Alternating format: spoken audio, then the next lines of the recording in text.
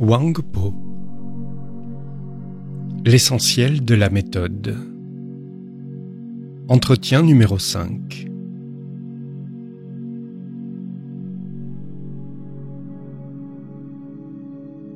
Il suffit aux adeptes qui veulent connaître une formule secrète essentielle de ne rien accrocher à leur esprit.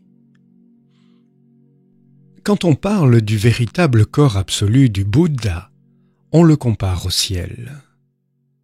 Il est métaphorique de dire que le corps absolu est le ciel et que le ciel est le corps absolu. Les gens ordinaires disent que le corps absolu occupe l'espace céleste, que cet espace est le contenant du corps absolu. Ils ignorent que le ciel est le corps absolu, que le corps absolu est le ciel. Quand on affirme l'existence du ciel, le ciel n'est plus le corps absolu. Quand on affirme l'existence du corps absolu, ce corps n'est plus le ciel. Il suffit de ne pas expliquer conceptuellement le ciel pour que celui-ci soit le corps absolu, et de ne pas expliquer conceptuellement le corps absolu pour que celui-ci soit le ciel. Il n'y a pas de différence entre le ciel et le corps absolu, pas de différence entre le Bouddha et les êtres vivants, pas de différence entre le samsara et le nirvana, pas de différence entre les passions et l'éveil. Qui est détaché de tous les caractères particuliers est Bouddha. Les gens du commun préfèrent les objets et les mystiques et l'esprit. La vraie méthode consiste à oublier à la fois les objets et l'esprit. Or, s'il est facile d'oublier les objets, il est très difficile d'oublier son esprit. Les gens n'osent pas oublier leur esprit. Ils ont peur de tomber dans le vide sans avoir à quoi se raccrocher, parce qu'ils ignorent que la vacuité n'est pas un vide, mais le domaine absolu, unique et véritable. Notre nature d'éveil surnaturel a, depuis des temps sans commencement, le même grand âge que le ciel. Elle n'est jamais venue à l'existence et jamais ne l'a quittée. Elle n'a jamais existé ni été un néant. Elle ne s'est jamais souillée ni purifiée. Elle n'a jamais été bruyante ni silencieuse, ni jeune ni vieille. Elle n'a ni lieu ni direction, ni dedans ni dehors, ni nombre ni quantité, ni forme ni aspect, ni couleur ni silhouette, ni son ni voix. On ne peut la chercher, y aspirer, la connaître au moyen de la sagesse, la saisir avec les mots, la rencontrer dans les objets, l'atteindre avec des mérites. Les Bouddhas et les Bodhisattvas partagent avec tout ce qui grouille et a une âme cette nature de grand nirvana.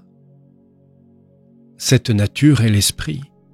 L'esprit est le Bouddha, et le Bouddha n'est autre que la méthode.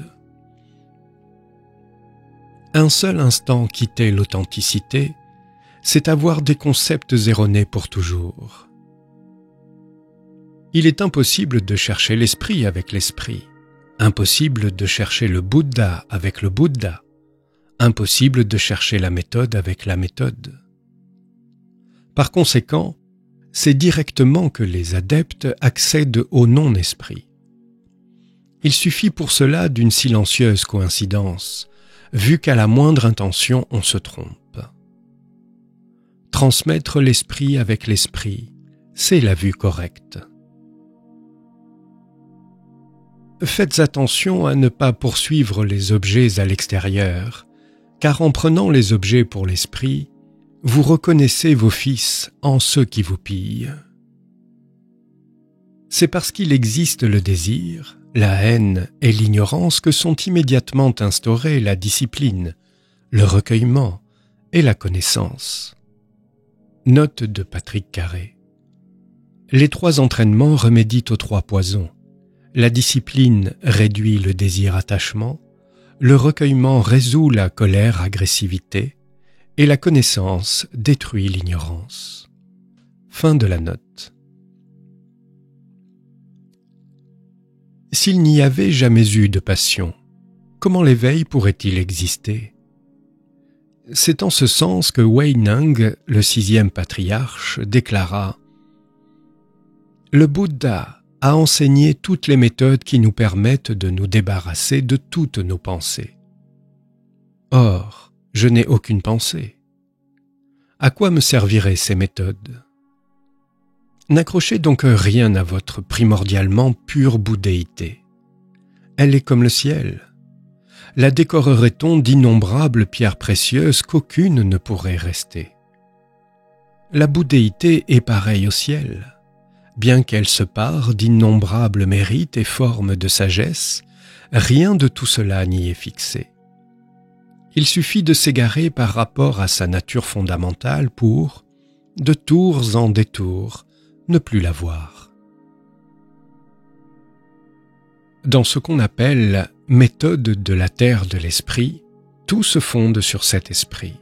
Celui-ci existe quand un objet le sollicite et n'existe pas en l'absence d'objet.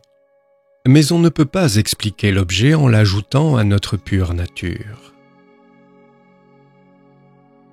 Quand on dit que le recueillement et la connaissance fonctionnent comme un clair miroir, ou quand on parle de conscience ordinaire alerte bien tranquille, on explique l'esprit en faisant un objet, et cela peut momentanément éclairer les gens de facultés moyennes et inférieures. Si vous voulez en faire vous-même l'expérience, vous ne devez plus vous expliquer les choses de cette façon, car cela vous enchaîne totalement à l'objet. Dans l'être se noie la réalité. Donc, ne pas croire à l'être ou au non-être suffit pour l'avoir.